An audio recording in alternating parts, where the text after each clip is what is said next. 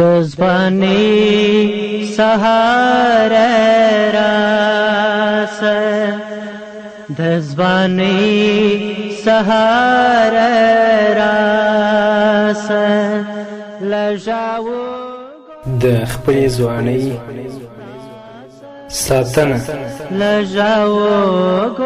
درنو اورېدونکو، ستاسو پام راړو د الحاج مولوي محمد یاسین فهیم صاحب د خپلې ځوانۍ د ساتنې و خپرونو ته. لژاو ګوره په خلاصه، لژاو ګوره په خلاصه. بسم الله الرحمن الرحيم. الحمد لله رب العالمين حمد الشاكرين، الصلاة والسلام على سيد الأنبياء والمرسلين سيدنا ونبينا وشفيعنا ومولانا محمد وعلى آله وأصحابه الطيبين الطاهرين. قدرمن اوریدونکو، د ژوند د لارې د خپرونې مینوالو، السلام علیکم ورحمة الله وبرکاته. ستاسو روغتیا او خوشحالي د پاک رب نه غواړم، په دې هیله چې د صحت او عافیت جامې پر تن ولرئ او خوشحالي مو په برخه وي. دا دی زه محمد یاسین فهیم د ژوند د لارې د خپرونې په وړاندې کولو کې ستاسو په خدمت کې یم. زموږ د نن ورځې د خپرونې موضوع بیا هم د خپلې ځواني ساتنه وکړئ. قدرمنو اوریدونکو، مخکې له دې نه چې محمد رسول الله صلی الله علیه وسلم په پیغمبري باندې مبعوث شي، د خلکو ژوند له تیارو، جهالت، ظلم او سرکشي نه ډک ول. خلک په خرافاتو او په بدعاتو کې ډوب ول او الله رب العزت یوازې د نوم تر حده پیژنده، نور نه د الله د اوامرو نه خبر ول، نه د الله د احکامو نه خبر ول، نه د دې نه خبر ول چې د الله رضا په څه کې ده او الله په څه باندې خفه کیږي. دا د هغو عربو حال و چې په هغوی کې د مخکینیو انبیاو د برکت په وجه څه نه څه دین باقی پاتې ول، خو هغوی سره له دې هم په فسق و فجور او په بدبختیو کې اخته ول. خپل ټول ژوند یې که ځوانان ول که سپینګیري، که ښځې ول که نارینه، په فساد او په بدبختیو کې تیرول. غیر العربو نور اقوام او عجم خو د ځمکې په سر تر ټولو بد خلک ول. شرک او بتپرستی د عربو دین او عقیده ګرځېدلې وه. کله به چې محمد رسول الله صلی الله علیه وسلم هغوی ته د الله توحید بیانوه چې تاسو یوازې د یو الله عبادت وکئ، دا بتان نه تاسو ته کومه ګټه رسولی شي او نه تاسو نه کم ضرر دفع کولی شي، نو هغو ظالمانو به رسول الله صلی الله علیه وسلم ته ویل انا وجدنا علیه آباءنا. الله څه وایي؟ اولو کان آباؤهم لا یعقلون شیئا ولا یهتدون. زموږ پلرونو د دې بتانو عبادت کوه، زموږ نیکونو د دې بتانو عبادت کوه، خو الله رب العزت فرمایی اگر که د دوی پلرونه او نیکونه هغه کسان و چې نه عقل درلوده او نه ورته سمه لار معلومه وه. اوس هم که چاته د الله دین، د الله رب العزت د کلام په رڼا کې، د محمد رسول الله صلی الله علیه وسلم د احادیثو په رڼا کې بیان شي، په هغه بدبختیو، رواجونو او خرافاتو کې چې دوی اخته دي، که ته د هغو معنی ګرځې، نو دوی به درته وایي چې زموږ پلار دا کار کوو، موږ هم کوو، زموږ نیکونو دا کار کوو، موږ هم کوو. اگر که د دوی نیکونه او پلرونه په هغو لارو باندې روان ول چې هغه سمه لار نه وه، نو شرک او بتپرستی د عربو دین او عقیده ګرځېدلې وه.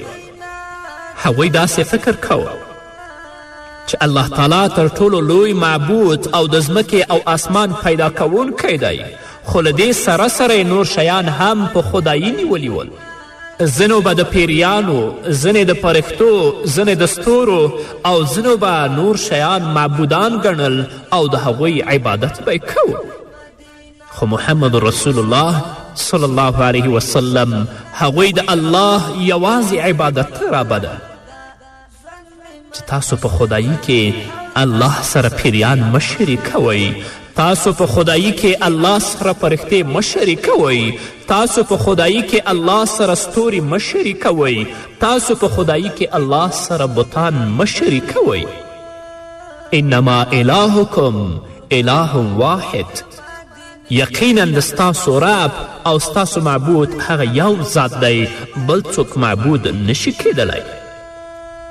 شرابخوري او زنا کول په هغوی کې عام رواج ګرځېدلی و، تر دې چې زنا یې هیڅ بده نه ګڼله او د سړي به چې کومه ښځه خوښه شوه هغه به یې له نکاح پرته خپله ملګرې کړه او په همدې توګه د ښځې به چې کوم سړی خوښ شو له نکاح پرته به یې له هغه سره شپې او ورځې تیرولې. دا ځکه چې دې خلکو د خپلو نفسونو پیروي پیل کړې وه، د الله دین دې وپریښی و. د ځمکې مخ له ظلم او فساد نه ډک شوی و، خو د محمد رسول الله صلی الله علیه وسلم له بعثت نه وروسته ځمکه له عدل، ایمان او نور نه ډکه شوه. محمد رسول الله صلی الله علیه وسلم چې د الله عبادت ته د خلکو په رابللو کې کومې ستونزې ګاللې دي موږ یې تصور هم نشو کولی. رسول الله صلی الله علیه وسلم خلک د الله دین ته رابلي، د الله توحید ورته بیانوي، د فساد و د شرک او د بت پرستی نه منع کوي. خلک کاڼي را اخلي، محمد رسول الله په کاڼو ولي. مشرکین راجګیږي، محمد رسول الله صلی الله علیه وسلم ته مجنون او لیونی العیاذ بالله وایي. رسول الله ورته د الله دین بیانوي، هغوی ورته وایي دا کاهن دی، جادوګر دی. محمد رسول الله د الله دین ورته بیانوي، هغه ظالمان ورته وایي چې دا شاعر دی.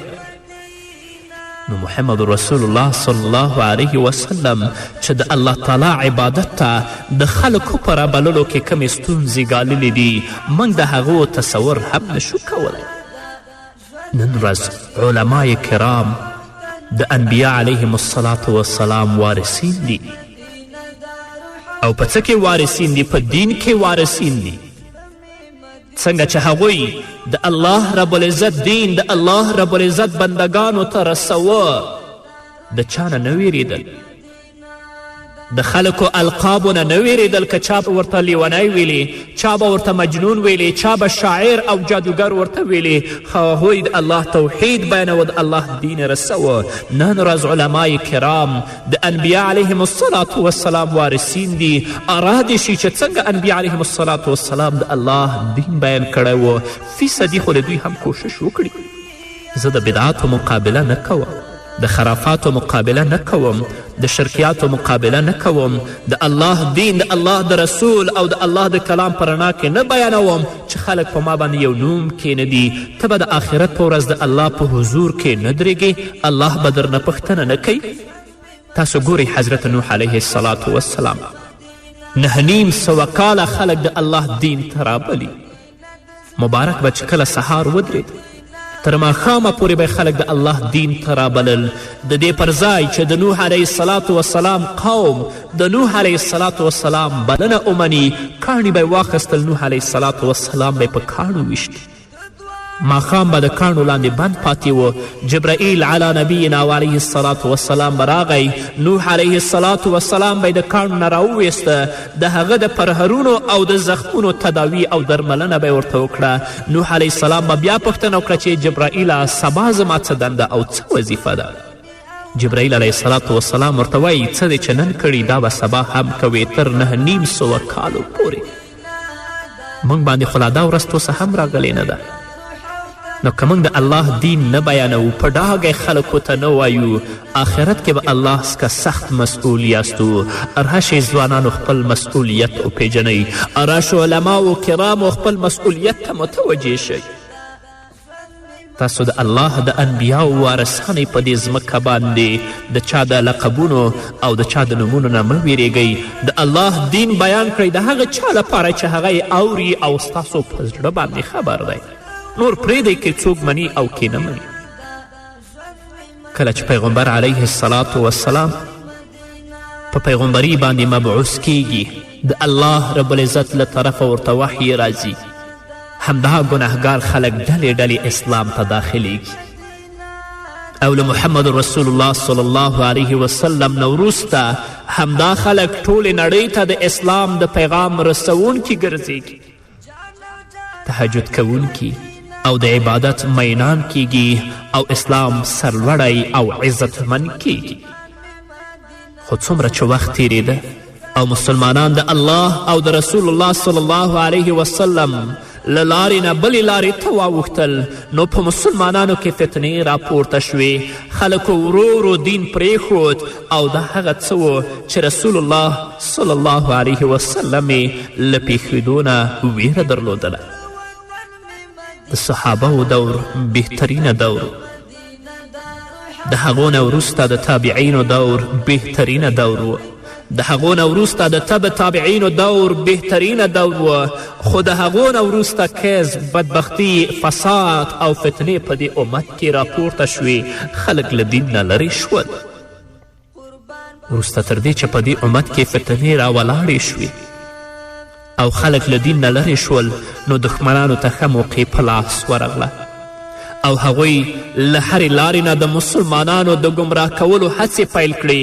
خو د کومو خلکو په زړونو کې چې ایمان ریښې کړې وې، هغوی د دې فتنو او ګمراهیو د مقابلې لپاره راپورته شول او په دې لاره کې هر ډول ستونزې وزغملې، تر دې چې ځینې پکې شهیدان هم شول.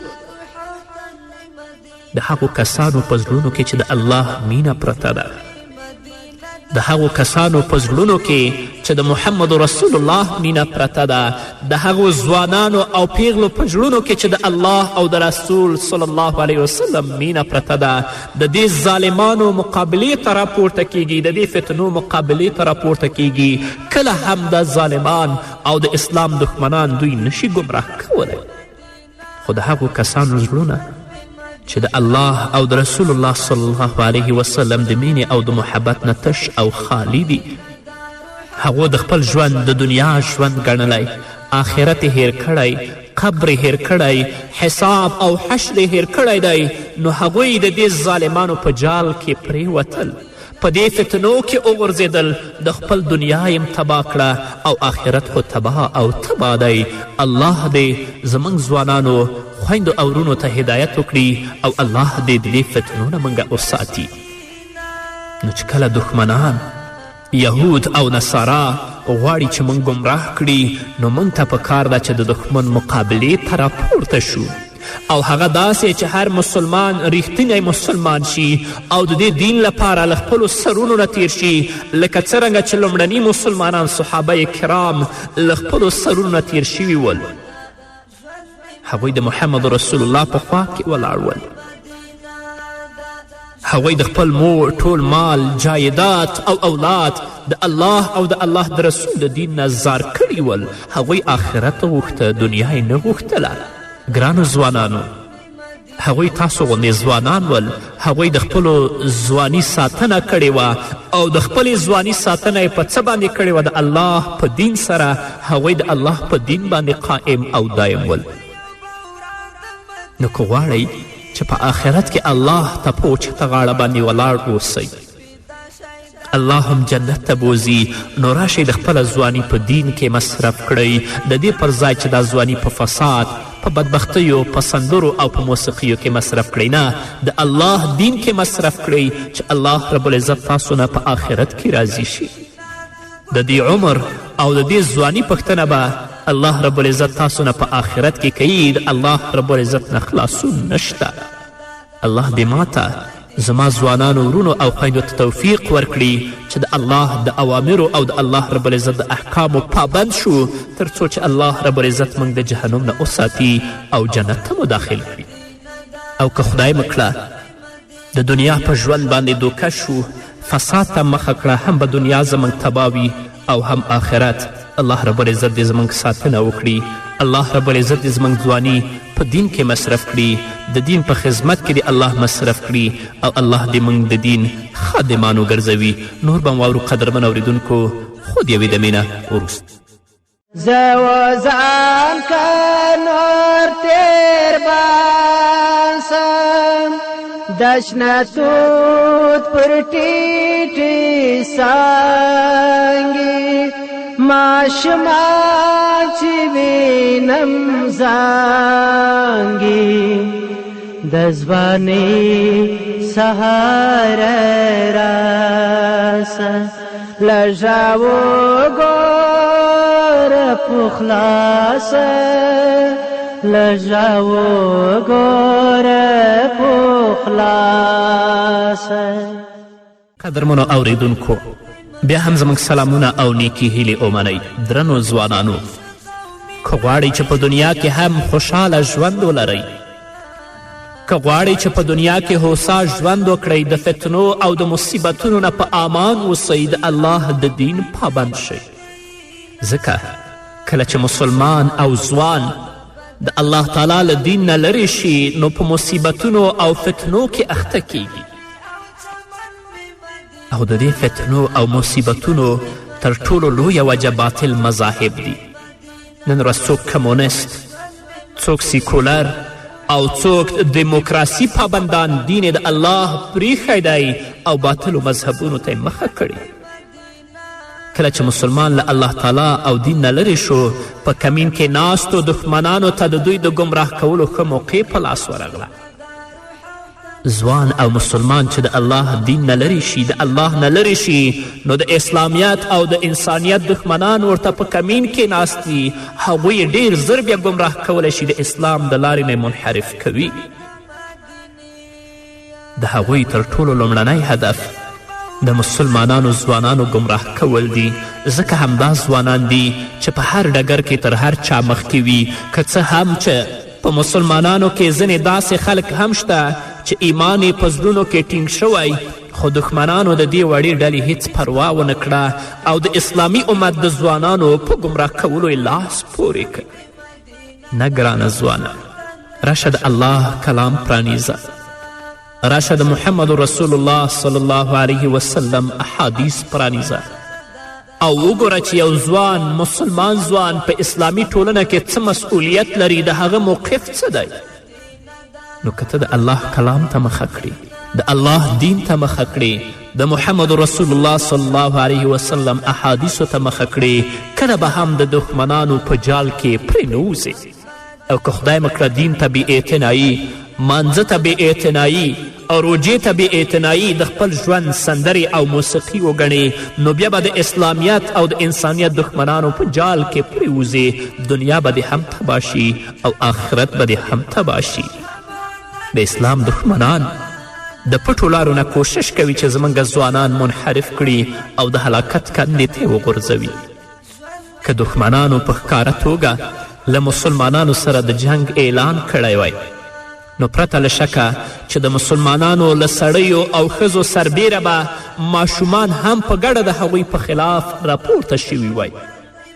خو غم دا دی چې دښمن د پټو او نه احساسېدونکو چلونو له لارې خپل کارونه مخته وړي او د بله پلوه په مسلمانانو کې یووالی هم نشته او له همدې امله دښمن ته د هغوی بربادول ډیر آسانه کار دی، ځکه په نامه مسلمانانو د هغوی د غلامي کړۍ په خپلو غاړو او غوږونو کې اچولي او د مسلمان په نامه باندې د اسلام ریښې وباسي، مسلمانان تباه کوي. حقیقت دا دی قدرمنو اوریدونکو چې دا ټول باطل مذهبونه او نظریې پر دې لګیا دي چې په څه طریقې سره مسلمانان له دینه لرې کړي. په ښکاره توګه د دې مذاهبو نومونه او نښې یو له بل نه بېلې ښکاري، خو په حقیقت کې د ټولو هدف یو دی او هغه دا چې مسلمان له دین نه لرې شي، اخلاق برباد شي او له الهي نور نه بې برخې پاتې شي. په مختلفو طریقو سره غواړي چې ځوانان د دین نه وباسي، د هلاکت او د بربادي څاګانو کې وغورځوي. په دې ځای کې یوازې د یو څو مشهورو مذاهبو نومونه زه تاسو ته اخلم چې نن ورځ ځوانان او په نامه مسلمانان هغو ته ورداخل شوي او له دین نه وتلي دي. اول سیکولرزم یو لادینه فکري مذهب دی او شعار دا دی چې د انسان په ژوند کې باید دین هیڅ کار ونه لري. نن ورځ په دې ټولنه کې هم داسې ځوانان او خلک شته چې د دوی شعار او نعره دا ده چې د انسان په ژوند کې دین هیڅ کار نه لري. دوی ځان ته سیکولرستان وایي. محمد قطب رحمه الله لیکي چې سیکولرزم دینداره سړی بې دینه کوي او دا چې ښه اخلاق په دین کې لوړ مقام لري، نو له همدې امله دوی کوشش کوي چې انسان له دین نه لرې او په دې توګه له ښو اخلاقو نه هم بې برخې پاتې شي. سیکولرستان دا غواړي چې په انسان کې ښه اخلاق پاتې نشي او په دې توګه ښځې او سړي حیوانیت ته ورټیل وهي او د حیوانیاتو په څیر ژوند وکړي. داسې چې نه یې څوک د حیوانیت مخنیوی وکړی شي، نه کوم اخلاقي اصولو ته پابند وي او نه د دین پروا ولري، او د دې پایله دا شي چې دا خلک بیا د الله تعالی له وجود نه هم انکار کوي، لکه نن ورځ چې دې ټولنې ته ځینې غربیان او سیکولرستان راغلي په نامه مسلمان، اما عقیده د کفر عقیده، شعار د کفر شعار، د اسلام شعار د هغوی شعار نه دی. د اسلام شعار او د اسلام غږ او نعره خو دا ده چې انسان دې په خپل ژوند کې باید د دین پابند وي، د الله رب العزت د اوامرو پابند وي، د محمد رسول الله صلی الله علیه وسلم د لارښوونو پابند وي او د هغه څیزونو نه چې الله او د الله رسول نهیې کړي د هغه نه ځان وساتي.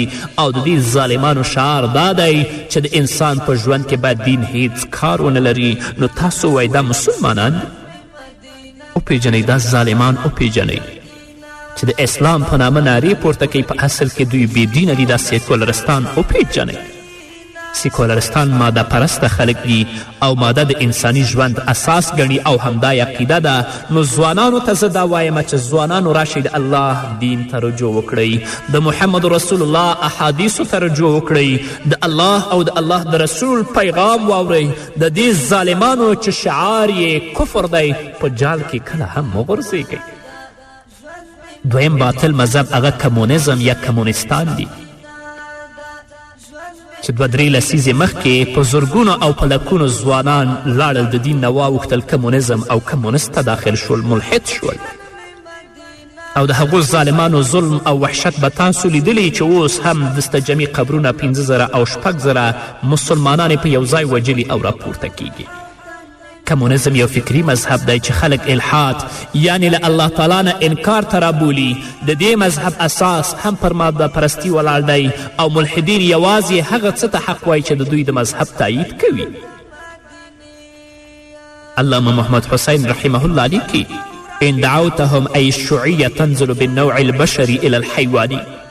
د کمونستانو مقصد دا دی چې له انسان نه حیوان جوړ شي، ځکه دا مذهب د انسان پر ځای د هغه له مادې سره خبرې کوي او دا ځکه چې د دوی په اند د انسان ماده خو حیواني ماده ده. د کمونیزم هدف په هر ځای کې د سړي او ښځې بې قید او شرطه یو ځای کول دي، تر دې چې د حیوانات درجې ته ښکته شي، لکه څرنګه چې موږ او تاسو په دې ټولنه کې 2 لسیزې مخکې دا کارونه ولیدل. د کمونستانو او د ظالمانو تر ټولو لومړنۍ عقیده دا ده چې د الله تعالی له ذات او له هر غیبي شی نه چې په سترګو نه لیدل کیږي باید انکار وشي. هغوی ماده د انسان اساس ګڼي او له دین نه بیخي انکار کوي.